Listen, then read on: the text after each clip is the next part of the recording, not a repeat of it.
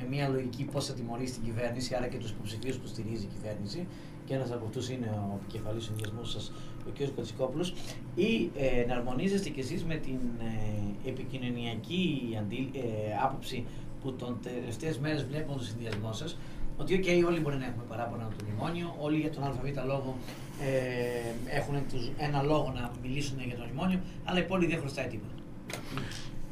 Ακριβώς. Εγώ θα πω το σύνθημα: ψηφίζουμε για την πόλη. Δεν ψηφίζουμε πολιτικά. Δεν νομίζω ότι έχει κάποια σχέση, άσχετα αν τα κόμματα δίνουν χρήματα εντός εισαγωγικών.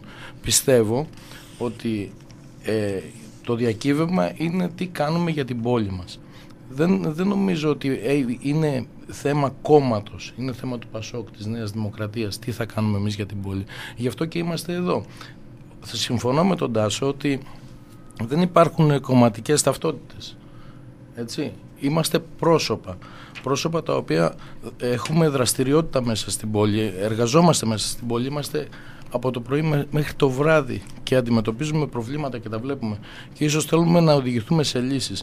Ο κάθε ένας λοιπόν πρέπει να σκεφτεί πώς θα ψηφίσει, όχι κομματικά. Δεν υπάρχει καμία σημαία κόμματος, κανένα χρώμα.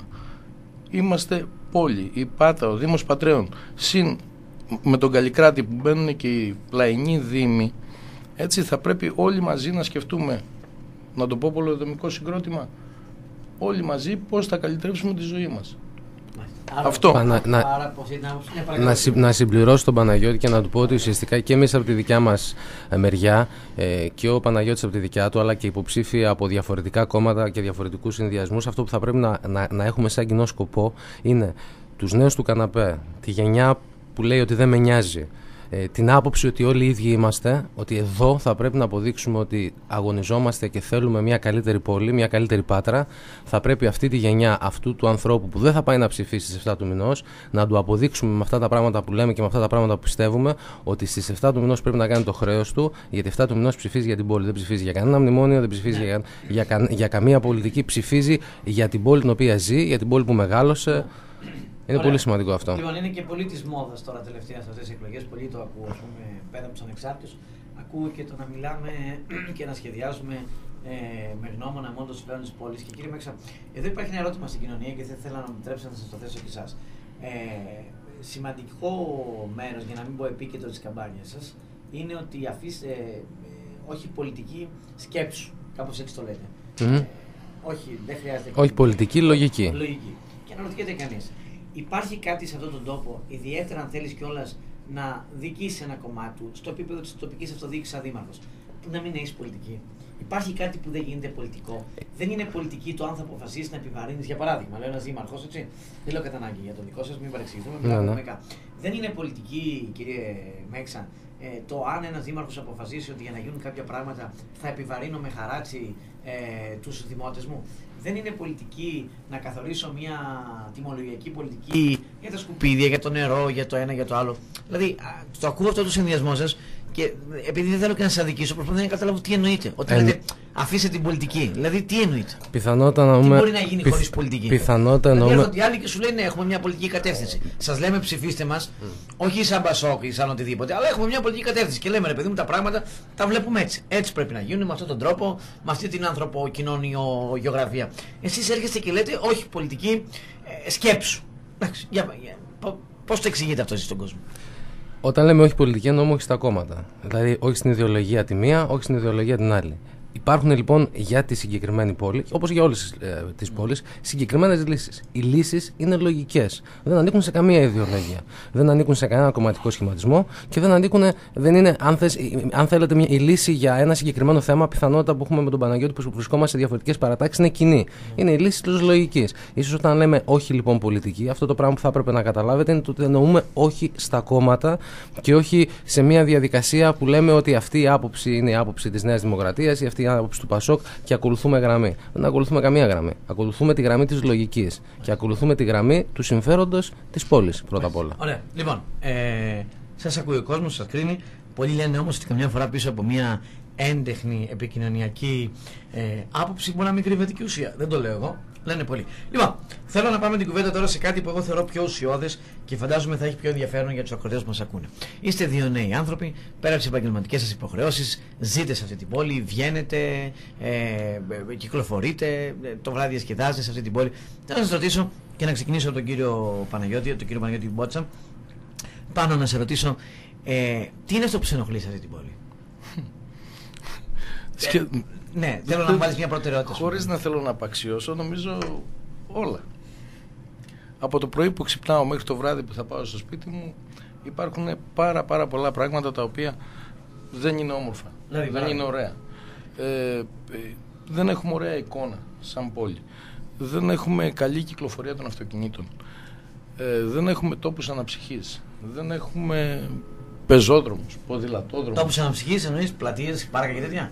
Είναι πάρκα. Δηλαδή μου ζήτησε ένας άνθρωπος, μου λέει, ας πούμε, θέλω κάπου να πηγαίνω το σκύλο μου, να μην τον βγάλω στην πλατεία, να τον βγάλω. Δεν έχουμε ένα χώρο να πάω. Ναι. Έτσι, παράδειγμα λέω, δεν θέλω να προτείνω κάτι χωρίς σκέψη, απλά το αναφέρω. Πιστεύω ότι επειδή πάμε και σε άλλες πόλεις και φεύγουμε νομίζω ικανοποιημένοι τις περισσότερες φορές από αυτό που βλέπουμε εκεί. Βλέπουμε πάρκινγκ, βλέπουμε δρόμους, βλέπουμε πλατείες εδώ. Ποδηλατόδρομους, πεζόδρομους. Ακριβώς. Έτσι, πιστεύω ότι είναι ανάγκη επιτακτική να αλλάξουμε την εικόνα μας. Την εικόνα μας και την νοοτροπία μας και τον τρόπο ζωής μας. Να κάνουμε πιο εύκολη τη ζωή μας. Νομίζω ότι πρέπει να το κυνηγήσουμε αυτό. Ανεξάρτητα από ό,τι μπορεί να λέει το ΠΑΣΟΚ ή η Νέα Δημοκρατία ή η κεντρική πολιτική σκηνή ολόκληρη. Έτσι. Εμείς πρέπει να κοιτάξουμε τα θέματα που έχουμε ακριβώς στην πόλη μας. Να κάτσουμε και πολύ περισσότερο, όπως λέει και ο Τάσος, νέοι άνθρωποι, να κάτσουμε να δώσουμε και τις ιδέες μας και τις απόψεις μας και να τα συζητήσουμε. Και εσάς, τι σας αναφέρει? Μπορεί να αναφέρω μια σειρά προβλημάτων που θεωρώ ότι έχει η πόλη μου, που έχει σχέση να κάνει με τους λαθρομετανάστες, με τους χώρους άθλησης για τη νέα γενιά, με το κυκλοφοριακό. Αυτό που με ενοχλεί κοιτώντας. Οι λαθρομετανάστες έχουν με ποια άποψη? Ότι υπάρχει ένα. Σαν εικόνα, όχι σαν εικόνα, σαν ότι υπάρχει ένα πρόβλημα. Όχι. Υπάρχει ένα πρόβλημα στο οποίο ουσιαστικά δεν έχουμε κάποια λύση, τουλάχιστον κάποια προσπάθεια να δοθεί μια λύση. Είναι ένα πρόβλημα στην πόλη. Καθαρά από ανθρωπιστικής άποψης και από οτιδήποτε άλλο το βλέπουμε σε δεύτερο χρόνο. Αυτό όμως που με στενοχωρεί σαν πατρινό είναι ότι τα τελευταία 20 χρόνια θεωρώ ότι αυτή η πόλη είχε μια σειρά από συγκριτικά πλεονεκτήματα τα οποία τα έχει χάσει. Είχε υπέροχα νεοκλασικά που πλέον δεν υπάρχουν. Έχει μια απίστευτη ρημοτομία που όμως αυτή τη στιγμή έχει πρόβλημα με το κυκλοφοριακό. Δεν υπάρχουν πεζόδρομοι σε αυτήν εδώ την πόλη. Δεν υπάρχουν, όπως είπαμε, και ποδηλατόδρομοι σε αυτήν εδώ την πόλη. Συγκριτικό πλεονέκτημα είναι το μέτωπο της πόλης προς τη θάλασσα, που δόξα ο Θεός φαίνεται να μπαίνει σε μια διαδικασία να λύνεται τα επόμενα χρόνια. Πρόβλημα είναι και αυτό. Επομένως θα πρέπει να δούμε και τα συγκριτικά πλεονεκτήματα που αυτή η πόλη έχει χάσει τα τελευταία 20 χρόνια. Θα πρέπει λοιπόν να μπούμε σε μια διαδικασία να σκεφτούμε ότι τα τελευταία 20 χρόνια η πόλη αυτή είχε συγκριτικά πλεονεκτήματα τα οποία τα έχει χάσει και θα πρέπει να κοιτάξουμε μπροστά, να δώσουμε όραμα στην πόλη, ούτως ώστε να την κάνουμε πολύ πολύ καλύτερη για μας και για τα παιδιά μας. Ναι, λοιπόν. Επειδή πλησιάζουμε και προς το τέλος, ένα από τα τελευταία ερωτήματα που θέλω να σας κάνω και θέλω να μου απαντήσετε μόνο όσο πιο πολύ ειλικρινιά μπορείτε. Βιώνουμε πάντα τις παραμονές των εκλογών, ακούγοντας όλα αυτά τα προγράμματα και όλες αυτές τις καλές προθέσεις, και εγώ ξέρετε είμαι αυτούς που αποδίδω καλές προθέσεις σε όλους. Φαντάζομαι όσοι αποφασίζουν να κατέβουν με καλή άποψη. Δεν μπορεί να κατεβαίνει κανένας και να λέει: εγώ θα κατέβω να κάνω κακό παράδειγμα ή να μην κάνω τίποτα. Έτσι. Σε αυτό νομίζω συνογιόμαστε όλοι. Επειδή λοιπόν όλοι αισθανόμαστε ότι την επομένη μέρα των εκλογών, όποιος και να έχει βγει, νομίζω ότι το έχω ξαναπεί κατηδίαν αυτό, ότι όλα θα αλλάξουν. Θα φύγει τον γκρίζο της καθημερινότητας, τα σκουπίδια, το κυκλοφοριακό, θα μορφύνει η πόλη, θα αποκτήσουμε πράσινο. Όλα αυτά αισθανόμαστε θα τα ανταλλάξουμε ότι θα γίνουν αμέσως μετά τις εκλογές. Και γι' αυτό λέει καμιά φορά ο θυμόσοφος λαός μας: μακάρι στην Ελλάδα κάθε 6 μήνες να είχαμε εκλογές. Θέλω λοιπόν να μου απαντήσετε με το χέρι στην καρδιά και ξεκινάω με εσάς, κύριε Μέξα. Τι πραγματικά πιστεύετε ότι μπορεί να δει κανείς να αλλάζει?